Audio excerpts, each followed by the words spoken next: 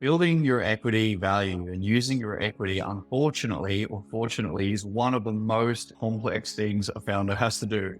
Unfortunately, every country has a different term for it, and sometimes countries have 3 or 4 different mechanisms for it. What happens if they're worth 200 million or 500 million, or what happens if they really smash it and they're worth as much as Amplitude or Uber? It's important that people, first of all, believe that their company can succeed, and that they understand what the financial opportunity is for them with their equity if they do happen to be one of those great companies over a 5 or 10 year period. So this is the type of wealth creation that we want to see from equity. For a company that cares about its equity, you should be able to tell that from the hiring process. If your company's not doing updates, if they're not telling you what your equity is worth, if they can't answer simple questions about what you own and what it's worth and what's happening this year and where the valuation's at this year and next year, I'd be seeing that as a red flag. For me, it starts with the leadership, as we're just talking to. You have to have leaders, founders, and executives that believe in employee ownership. They have to believe in everybody winning, everybody having skin in the game. They have to have an internal people strategy that brings people on the journey. It's huge ambition.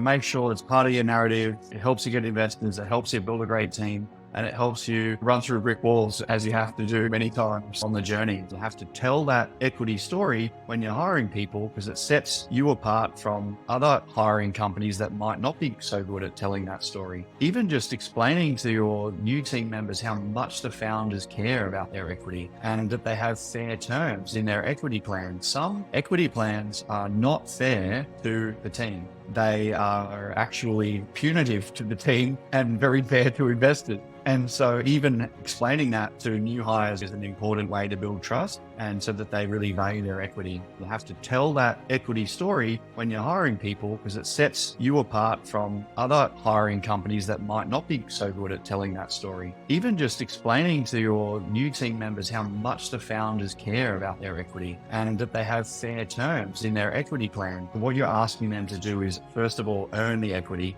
then make a cash payment in a very risky asset when these major liquidity events have not occurred, which in my opinion massively misaligns that exercise with the reason you own that equity in the first place.